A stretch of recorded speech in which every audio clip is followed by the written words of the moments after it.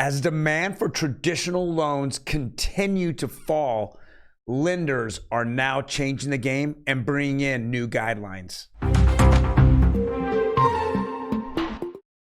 Those articles and more on Real Estate Daily. Welcome, everyone. My name is Troy. I know I haven't been here for a minute or so, on vacation, doing this or that, but now I am back and in full force. I want to thank, first of all, my producer, Emmy, for stepping in. I know that she made some comments about people and hair, and I have no hair, but we're going to go past those comments and we're going to get into the nitty gritty here in real estate, mortgage, and the housing market. Now, before we jump into it, let's do me a favor, hit that subscribe button, boom. And then I know you're going to like what we're going to say here. I'm going to show you some of the newest technology out there that lenders are using. Hit that like button, boom, boom, boom. Let's jump into it. CNBC came out today, and this was an hour to go. Actually, this was Wednesday, but I wanted to bring this up. Demand for riskier loans surge as interest rates soar after refinance apps fall 86% annually. Guys, let's be honest. I don't know why we keep going back to refinance. It's done. It's over. Even if rates were going in the fours, there's very few refinances. I think 66% of the United States has rates in the 3s and 2s. There's no reason to look at refis anymore. The mortgage industry really hurt themselves when they went right down to the bottom because they were all greedy, got their money, post up big numbers, and now they're going to come back in 2022 and look like it's disgusting. So let's get past that. But riskier loans are now out there. Now let's jump to the next article. What type of riskier loans that are out there? Well, here's one of them. How about locking your rate 150 days in advance? That's crazy. 5 months in advance. So that's one of the ways that people are trying to take advantage of lower rates. When the rates go down, let me lock it in for 5 months. I'll find a house within that time frame, and I can take advantage of a lower rate. All right, that's one of them. Another way is, again, the 40 and 50-year loans. Those are coming back. I know that I've talked to many lenders, and those products are starting to trickle into this market. Now, when we look at things, we're looking at, mortgage applications, and those are taken from Fannie and Freddie and certain mortgage lenders. But the riskier mortgage lenders that are out there don't really report, so we're not really seeing those numbers. Even though we keep seeing all the negativity, those numbers are not being shown up on CNBC or CoreLogic or any of those particular opinions or any of those surveys that are out there.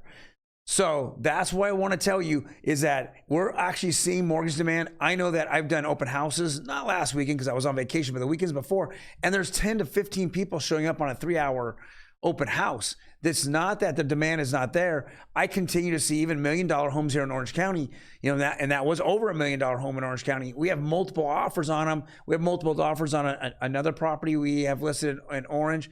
It's just out there, and there's a lot of investors that are swirling around right now like sharks, and they're looking to take advantage of, people that are more desperate, sellers that are more desperate. Why? Is because there's a housing shortage, and if they can get into it and then they can rent it out or renovate it and then hold it for a few months until the Fed pivots and then decides, hey, I'm gonna either stop raising rates or I'm going to start lowering rates, then they see the housing market taking the next leg up. Now, I'm not sure if that's gonna be the case, but we're seeing little things that are happening. Exotic loans are coming in to this market. They want to keep the market hot. They don't have any refi business, right? No cash out refis either. So now they're more desperate. So now things are going to be a little more riskier, but a little more exotic. Next article. Home sales are going to nosedive in 2023, Fannie Mae says. And this is a very interesting. It says Fannie Mae expects an average home price to decline 1.5% and the pace of home sales slow further in 2023. Now, I love that they're saying, okay, nosedive. If I told you you were taking a pay cut of 1.5%, you wouldn't be happy, but you wouldn't say, I just got nosedived, right? I mean, come on, let's go, give me a break. I always love these headlines that have to be so, drama filled, and it's ridiculous when you start reading it. But we've been going up 20 to 25% a year for the past 3 years. This year, we'll probably end up going up right around probably 7 to 8%. If you bought your home 3 years ago, you almost doubled what you owe on it or what you bought it for. So the ridiculousness of some of these articles, I get it. Next year, we don't know. Next year's going to be very unpredictable. It's going to be one of the most interesting years in the housing market. I've been in the housing market. I've been a real estate agent licensed now since I believe 2016. So I'm coming up on, I don't want to tell my age because that does show age too as well. But it's going to be interesting because it's all going to depend on the Fed. I mean, it's all going to depend on what they want to do with inflation. They can't, everything they've done so far, inflation has been nothing. They've done a nothing burger. We're still stuck in the eights. We've been stuck in the eights most of the year. But we understand that next year, if they continue to hold their stance that they want to get inflation down at 2%, well, guys, we're going to see rates continue to go up and we're going to see a huge stall out on the market. But if they pivot, we're going to see the housing market get hot again. And very interesting.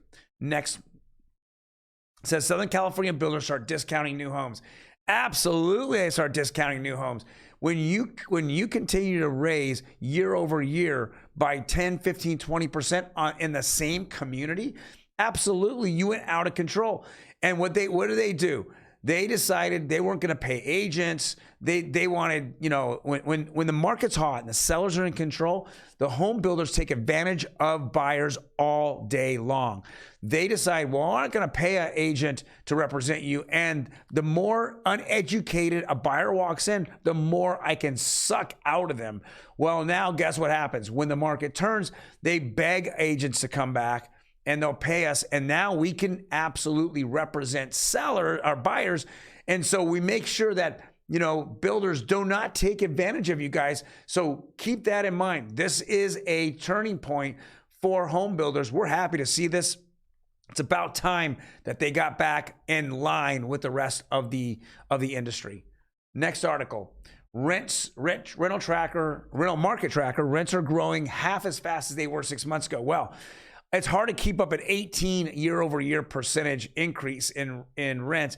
But the reason why it was so big, then because everybody had locked down, the growth of rents because these cities didn't want, because of the virus, the cities were absolutely locking everything down. They didn't want renters having issues, making payments because it cost their city more money. Well, now as these are being released, after these now you can increase rents, we're seeing it slow down. Now, I love that it says, we're growing half as fast. 9% year over year is huge, huge. If I were to have a typical rent of, let's call it $2,000, 9% of $2,000 on a monthly basis is $190. So now your rent went from $2,000 to $2,190. And guess what a investor is going to do? He's going to raise the rent the year after as well, because there is just not enough properties for people. And I'm continually going to say this.